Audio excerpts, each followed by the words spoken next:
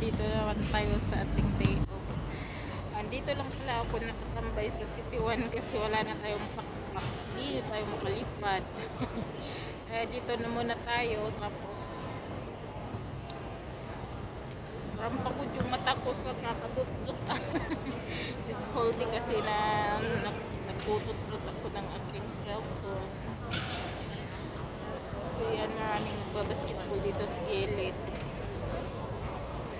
Pero nakabili pala ako ng ang daming dito. Nakabili ako ng aking dinner. Maya na ako mag-dinner kasi maaga alas 3 pa, mamaya magutom tayo. Adobo. Bumili pala ako ng adobo. Dyan sa Filipino store. Tapos ang rice.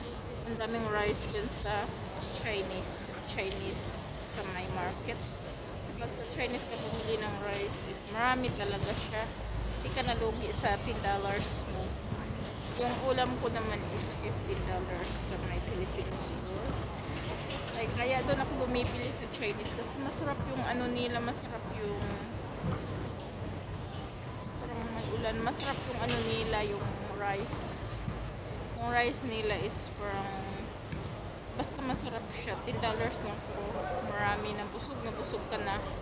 Solid na yung mo. Yung $10 mo. Parang may ulan. Parang iniispihan yata ako dito sa baba ng tubig.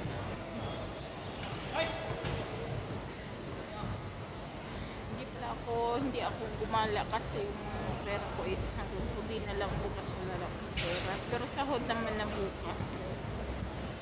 Today lang talaga is hanggang lang, pagkain na lang yung pera natin kasi sa dami ng holiday, hindi nagkasya yung budget natin. Yung budget ko kasi, pinapadala ko pa sa Pilipinas kasi mas ang daming gastusan talaga. Grabe pag may college kayo guys. Yung anak ko kasi mag third year college na siya. Grabe yung gastusan, ako lang lahat ng buhay sa mga anak ko guys.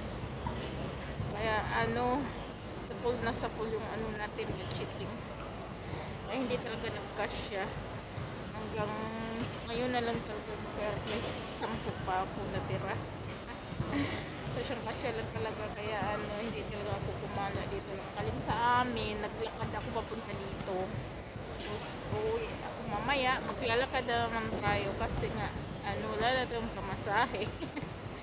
Ganito talaga pagka yung kulang talaga lahat na bilaan yung binayaran ko ngayon guys, ngayong May. Kaya tapos ang dami pang holiday, yung holiday namin, grabe sunod-sunod. Parang 7 days yata. Yung masahuran ko kasi is hindi siya katapusan. Kaya hindi muna tayo, wala muna tayong hindi tayo makalipad. hanggang dito na lang muna tayo. Yung cellphone ko is basag na, kaya na talaga basag na yung cellphone ko kasi lagi siyang nahuhulog.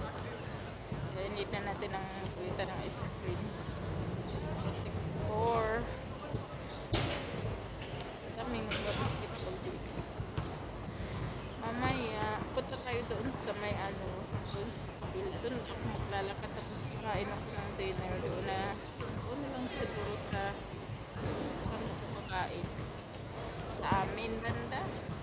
Doon kasi yung upuan doon is ocupado, lahat ng maupuan doon ng nakaganda. Dito kasi maraming malawak din kasi itong na ito, maraming building dito, maraming upo. City 1. Maraming tayo ng ipon. So yan. Hanggang ganyan lang muna tayo. Char tayo. bahay ba yun?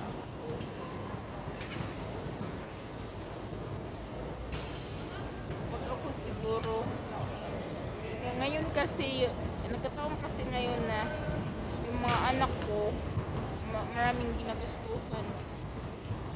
Hamakin niyo guys, yung anak ko. Ang isang SIM niya is umaabot ng 33,000 mahigit.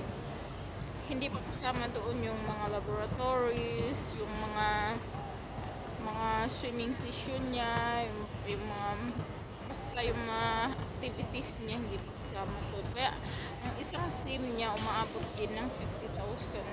Kasi yung boarding house pa, may foods pa. Sobrang magpaaral ngayon ng college is sobrang mahal. Nagdasal ko palagi siya na magkabait, tapos mag-focus muna sa pag-aaral, tapos yun, mag-3-year college na siya. Sana nakaawa na palagi ko God, ama na. Tapos yung mga anak ko, walang ibang tumutulong sa akin, kundi sarili ko lang. As in, walang nagkatawid sa mga anak ko. Walang iba. Walang tumutulong. Kaya kabilaan yung bayaran ko na sa bahay pa, yung tubig, kuryente, tapos wifi. Tapos doon sa city, yung anak ko nag-aral. Tapos kabilaan talaga as in. Kaya hindi na ako makahinga sa gastusin ko. Grabe, sobrang dami na gastusin ko ngayon. Ang hirap talaga ang hirap mag-aaral ngayon. Lalo pagka yung anak mo na, yung course kasi ng anak ko is hospitality management. Sobrang mahal siya. As in, hindi siya basta-basta na course. Hindi na ako makahinga. Charot.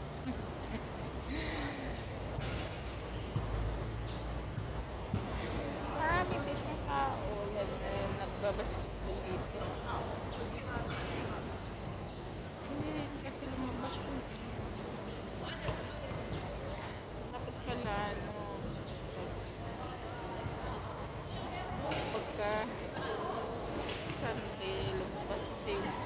Sabi yung iba kasi hindi nagpapalabas na patulong dito na pagkakahon nila. Pero may bayad naman. Pero sa akin kasi is pinakalabas ako tuwing statutory kasi nga wala namang ginagawa sa bahay tapos magbayad pa yung amo. Wala na, lugi na sila. Kaya masyadong trabaho kasi nga maliit lang ba.